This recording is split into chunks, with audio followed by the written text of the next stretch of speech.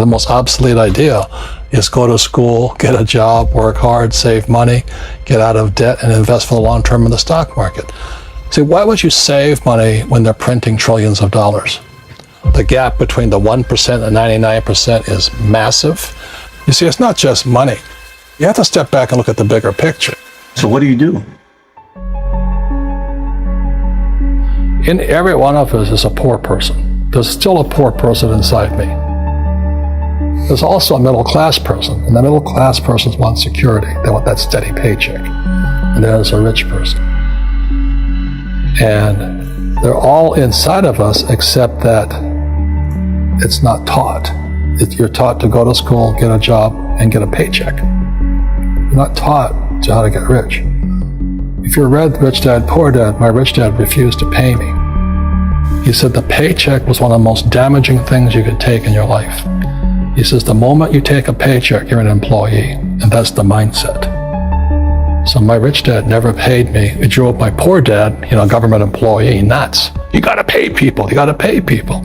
And rich dad was not saying that the paycheck was bad. He says he didn't want to be a slave to money. So as an entrepreneur, if rich dad folded, I just started another company. I don't need a paycheck. I don't need anybody to take care of me. If my government doesn't like me, I move to another country because they need entrepreneurs there. So the entrepreneur is not so much the business. The entrepreneur is really the mindset and the skill sets and the different set of rules. You see, small business does not operate in the same rules as big business. Entrepreneur is a mindset first, a skill set, and rules. And depending upon whether you're an employee or a small business, the rules are different. The mindsets are different. The skill sets are different. If you could say one thing to somebody who's never been an entrepreneur and they're thinking about making the leap of faith into becoming an entrepreneur, what could you tell them? Well, I'll just tell them the same thing that happened to me. My last paycheck, I still remember it clearly. It was one of the worst and the best days of my life. And I was in Puerto Rico. I was working for Xerox, and my boss gave me it wasn't a paycheck, it was a bonus check. I think it was about $30,000 taxable. It's the only problem with that. So I got this check and I went, holy mackerel. So I was excited, but I was also disturbed. And so this other guy comes up to me, his name was John, and John says to me, he says, you're gonna be back. I said, why? He says, because you're gonna fail. I looked at him and said, look, few expletive words, because that's what he did. He left Xerox, failed, and he came back. And I said, look, you failed and you came back, but I'm gonna fail and I'm never coming back. And that's the attitude. Do you know what I mean? If you say, well, if I fail, I'll go back to mommy and daddy, then that's what you'll do. So if you fail, that's when I became an entrepreneur, because I had no money. I had no money for years. I didn't have a paycheck. But that's what my rich dad encouraged me to do. He says, when you don't have this paycheck, you get hungrier, smarter, and it's a test of your character. Will you become a crook? Will you become dishonest? Will you cheat and steal? Or will you become a better human being? So really, that's the benefit of becoming an entrepreneur, is you really find out who you are when you don't have anything. So you always have to look at the big picture. Too many people look at, well, what's going to happen to me? When you look at the big picture, you're also going to know that when something bad happens, something good's going to happen. But you got to prepare for whatever is coming. If you think next 20 years will be like the last 20 years, you're going to get creamed. When you and I go to the supermarket and we buy a carton of milk, we always check for the expiration date. But most people do not check for the expiration date on their brains. Instead of get out of debt, I get into debt. I just refinanced $300 million in debt. I went from 5% to 2.5% interest. I made a fortune. Every month, more money comes in because my cost of money has gone down. So while some financial experts are saying get out of debt, I'm saying learn how to use debt. So when I came back from in Vietnam in January of '73, the first thing my rich dad said to me was go to school to learn how to invest in real estate. It wasn't real estate, it was how to use debt and taxes. Debt and taxes make the rich richer. Debt and taxes make the poor, middle class, poor. So all the rich guys who are doctors and lawyers or, those guys, they're getting creamed and they don't know why. Doctors are getting creamed. Oh yeah, they make it more money, but the take home is less. Sure. My doctor just yelled at me. He's happy. He says, "Oh, guess what? I finally made $1 million." And I said, "Yeah, this was just 3 weeks ago." And so I said, "Yeah, well, how much you pay in tax?" He says, $750,000 in taxes. So his net was about $400,000. That's not bad. But when I make $1 million, I keep $1 million. And the reason is because I don't make it by working for money. See, if you work for money, you're taxed. So that's why lesson number 1 in Rich Dad, Poor Dad is the rich don't work for money. What we do instead is we create businesses as entrepreneurs. We acquire real estate. I don't want to invest in the stock market. Okay. So the reason is because as entrepreneurs, I have more control over my income, how much I make, and how much I pay in taxes. And because I'm an entrepreneur as well as an investor in real estate, I pay 0 tax. So every time I make, let's say, $1 million as an entrepreneur, I immediately invested in real estate. I have a 4-to-1 step up. So I put $1 million in real estate, I get $4 million from the bank. That's why I love banks. But the banks are screwing everybody else, terrible. But it's good for me.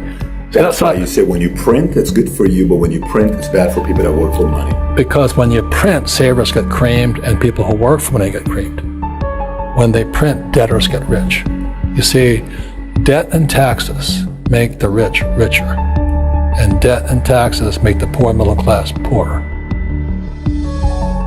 When we have obsolete ideas, we get obsolete results. So what's happening for most people, the idea of going to school, getting a job, working hard, saving money, getting out of debt, buying your house because it's an asset, investing for the long term, is obsolete.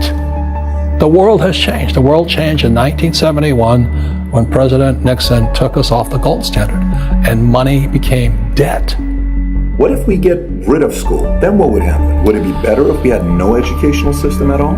No, I'm saying education is more important before. It's just obsolete. There's Moore's Law which states information doubles every 18 months. In other words, everything's obsolete 18 months. So, and this is just a recent phenomenon. So when you come out of school, you're already obsolete. And that's why I'm the old guy, I meet my friends who went to Harvard. I went to Harvard. I said, yeah, that was how long, 50 years ago? Today, the banks are charging you interest to save money. In other words, banks don't want your money because they printed too much of it. And that's why there's this bubbles in stocks and bubbles in real estate and all this. People are dumping the cash because, as I said in here, savers are losers and cash is trash. And yet people are, well, I want a high-paying job. Well, that's an obsolete idea. Get out of debt is an obsolete idea. You should learn how to get into debt, how to use debt to get rich, and they'll never teach you about taxes. The reason the 1% is way up here and the 99% are going this way is because when you print money, 2 things happen: inflation and taxes. It's crushing them. And any entrepreneur thinks, I'm just going to make money and going to start a business and make a lot of money because of what we talk about. They really have got to smell the roses, man. That's not what the real entrepreneurs are doing.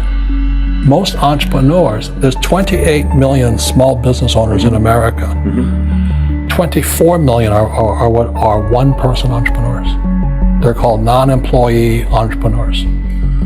So and that's what happens is when people don't really understand what an entrepreneur does. So most big people are self-employed, but they're not really entrepreneurs. The self-employed pay the highest taxes of all, and nobody tells them that. Yeah, it's also called the entrepreneurial spirit.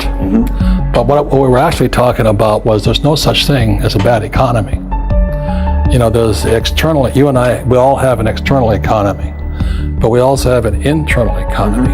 And the willpower is to change our internal economy. So for me, I can see the good and I can see the bad. I don't really give a damn because I'm going to be rich anyway. But a poor person with a poor personal economy, all they're going to see is a bad economy because they don't know how to make money in any economy. And a middle class person, they have a middle class economy. What they want is a nice house and a steady paycheck and the job and the car. And so when you take their job away, to them, that's disaster. Well, since an entrepreneur doesn't have a job anyway, it's no big deal. So all I'm saying to people is what Bucky Fuller taught me, is always two sides, you know what I mean? You know, to use plural, at minimum two. So if you think the economy is bad, it's because your economy is bad. If you think that steady, employment is important, then you'll see an economy without jobs. Your economy versus the external economy. What you control versus what you can't control. I can control. Yeah, it's called an internal focus versus an external focus. So the real entrepreneur has an internal focus. That if they fall down, they say, "Oh, this is good, because I'm going to go up higher." The average person will fall down and say, "Oh, I'm going to take some Prozac," or somebody has a mistake. "Oh, the mistakes don't matter." Well, mistakes matter. It means you didn't know something. But a real entrepreneur, whether they fall down, they always can go up. They can stand back up and go higher. And no matter what happens to them, they get stronger and better and smarter and happier. But a person with a weak internal mindset is that they're so afraid of what happens, it generally happens. Like, people who are afraid of losing their jobs, they generally lose their jobs. You know what I mean? Yeah. So everything comes through you. Yeah. So the entrepreneur first job is to control inside here, not outside there. The moment you take that paycheck, you're an employee. You've got to be stronger than that. It's about inside control.